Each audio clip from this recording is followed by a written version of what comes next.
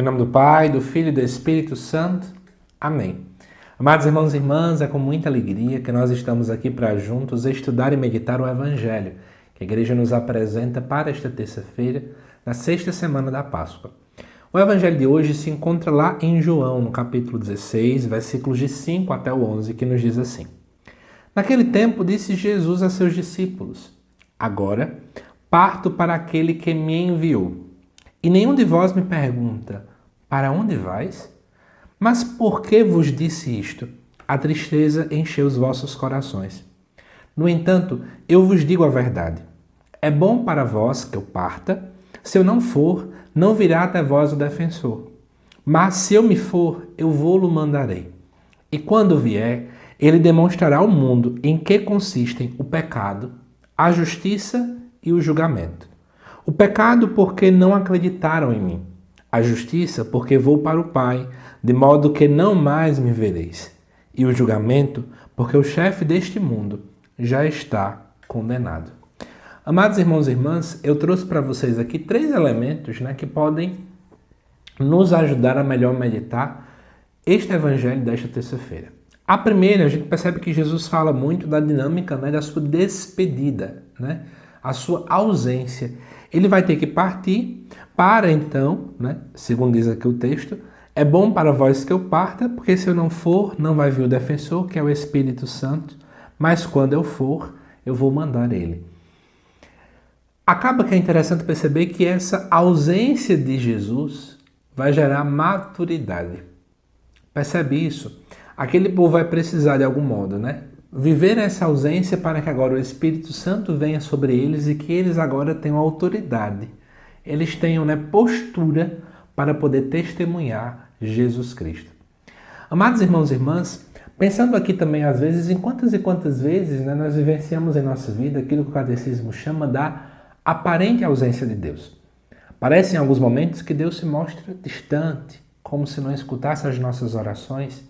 Mas tudo isso porque a ausência ela gera maturidade mesmo. Muitas e muitas vezes a gente só aprende a andar, só aprende a caminhar com as próprias pernas quando eu me deparo que eu estou sozinho. Para refletir um pouco sobre isso. Quando eu sei que tem aquela pessoa do meu lado sempre, eu sou, por exemplo, viciado em GPS. Como eu sei que tem um GPS sempre à minha disposição, então tem hora que eu não observo o que está acontecendo ao meu redor, eu não decoro o nome de rua, eu não decoro o que fazer, porque eu estou usando uma bengala para poder me ajudar, Bengala entre aspas, claro. Mas quando eu me deparo e vejo que eu estou sozinho, eu começo a criar em mim, aptidões que até então não eram desenvolvidas. Então é como se essas ausências que Jesus causa também na nossa vida espiritual, muitas vezes é para que a gente possa amadurecer.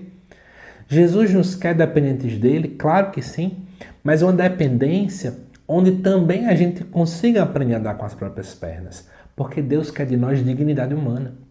Então Ele quer que a gente aprenda também a tomar decisões coerentes. Deus nos quer homens e mulheres maduros. É isso que é o sonho do coração de Deus. Segunda coisa, diz aqui o texto no versículo 9, a ideia do pecado.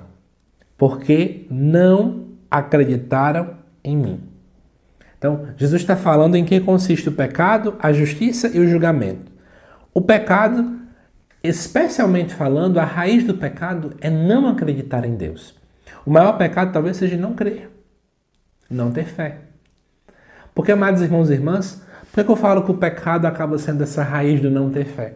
Quando eu acredito em Deus, eu sei que Ele é amor. Quando eu acredito em Deus, eu sei que eu preciso amá-lo sobre todas as coisas. Quando eu acredito em Deus, eu entendo que a outra pessoa que está do meu lado, ele agora é um irmão meu, porque eu entendo que eu faço parte dessa grande família de Deus. Então, acreditar em Deus implica em muitas realidades que geram em nós afastamento do pecado. Por isso que talvez o grande pecado que a gente pode estar vivendo muitas vezes é não acreditar em Deus, não ter um coração alimentado com a fé, cheio da fé. E é interessante pensar que às vezes a gente pede tantos dons a Deus, O dom da paciência, o dom do discernimento, pedimos a Deus a graça da humildade, mas parece-nos que a gente não pede muito ter fé. Parece que a fé fica escanteada. Parece que ter fé não é importante. Mas quando nós de fato temos fé, a gente não cai no pecado. Essa é a grande verdade. Terceiro e último elemento, Amados irmãos e irmãs, se você observar para o versículo 21, vai nos dizer assim, o chefe deste mundo já está condenado. É claro que isso é com referência ao mal. O mal não tem a última palavra, porque ele já perdeu. Eu acho engraçado porque tem gente que vive com tanto medo do diabo, mas tanto medo mesmo, parece que a hora que ele está vivo, sabe? Assim, que ele está vivo não, ele vivo ele está, tudo bem. Mas parece que ele tem mais poder do que Deus. Gente, o diabo não tem mais poder do que Deus nem aqui, nem na China, como diz a história, né? No final das contas, a gente tem que entender claramente que quem tem a última palavra, quem tem todo o poder, quem tudo pode fazer é Deus. Quando eu vou entendendo isso, meus medos vão embora. Eu não preciso mais de ter medo, eu não preciso mais ficar tão ansioso com essas questões, porque eu sei que Deus está comigo. Amados irmãos e irmãs, o diabo não tem a última palavra. Deus já o derrotou. Ele já é vencido.